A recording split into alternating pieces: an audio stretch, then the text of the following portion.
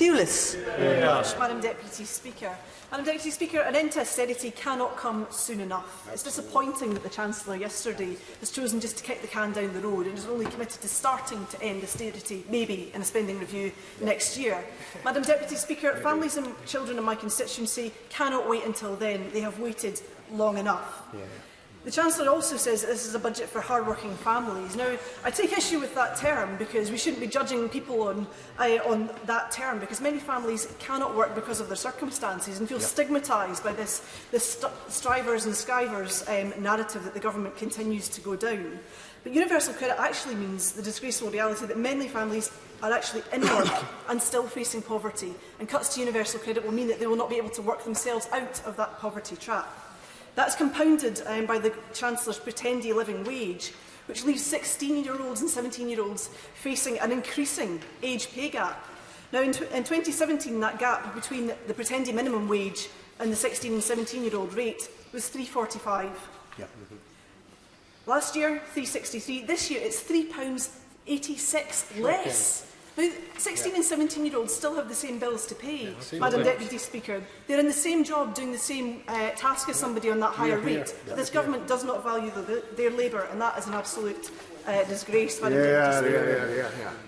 The reality is as well that the UK government's cuts will see welfare spending in Scotland cut by £3.7 billion.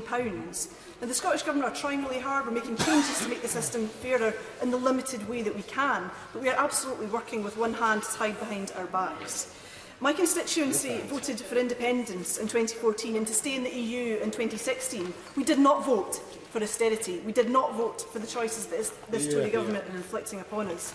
And this government is doing absolutely nothing to convince these voters that their vote in 2016 was wrong. By acknowledging that austerity should be over and taking no action to end it, this is a disappointing move for even the most hardened of cynics, and the possibility of crashing out the EU without a deal fear focuses the mind, Madam Deputy Speaker. Madam Deputy Speaker, economic policy isn't just about adding pennies here and there on fuel and alcohol. It's about the building blocks of what we want our society to look like. Austerity embeds inequality, where there is no safety net for people who find themselves in hard times, and where people are feeling punished for being disabled. Then this is no way to build a fairer society. The UK Government also fails to acknowledge that austerity is gendered and discriminatory at its very core. The Government should be looking at inclusive growth policies to increase wages and to engage women in the labour market, but they are not doing so. Mr. Speaker, Madam Deputy Speaker, women are more likely to claim benefits, but this isn't because they're lazy or work shy, as the strivers and skivers narrative would have us believe. But this is because of the societal expectation that still exists that women will look after children, the elderly and the sick. The majority of unpaid labour is almost always performed by women, even still. And when benefits are cut, it's frequently women who will go hungry to make sure that their children are fed. Women are also low-paid and part-time work to meet these caring obligations. And what does the government do? They cut and they cut and they cut. And in England, we've seen huge cuts to breastfeeding support across England. Well, why do I mention that? Because that leaves women with very little choice. If they do not get a choice that they might want to breastfeed and get the support for that, they're forced to buy infant formula. Infant formula has risen in price by 9.6% as a result of Brexit since the Brexit vote.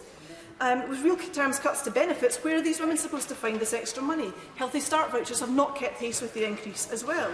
And on top of this, if the baby happens to be the third child born into a family, that family will now be nearly £3,000 a year worse off because of the two-child cap and universal credit. Something so arbitrary as the order your children are born in should not affect their chances in life.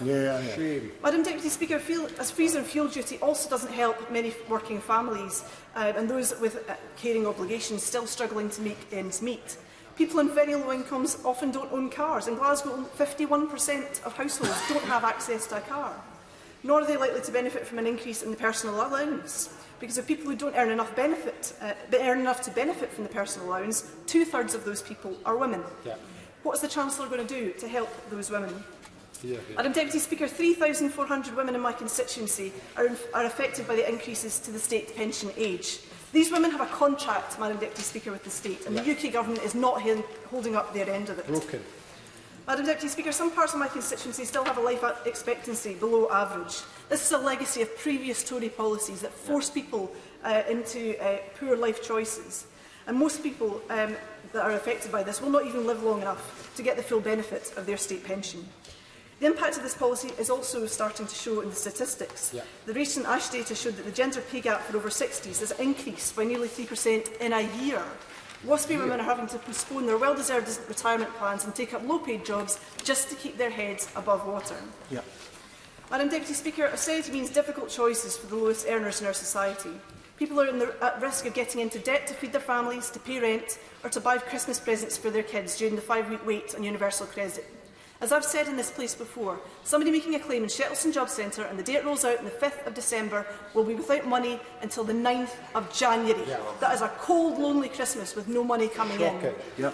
And the Chancellor's response and the DWP Minister's response to this is to say, oh, they can get a loan. It's okay, they can get a loan.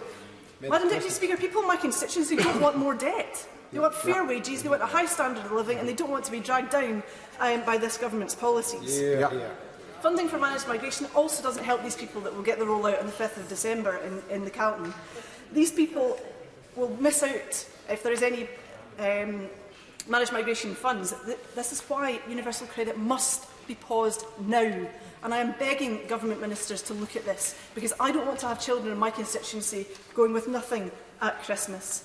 Madam Deputy Speaker, austerity will not be over until the benefit freeze is lifted, the two-child cap is abolished, and there is a focus on policies which actually increase wages. Last week I called on the Chancellor to end the benefit freeze. The Tories have rightfully received harsh scrutiny over universal credit, but the benefit freeze could be potentially just as damaging to low-income families. Absolutely. The IFS have estimated by 2020 the freeze will cost families as much as £800 a year.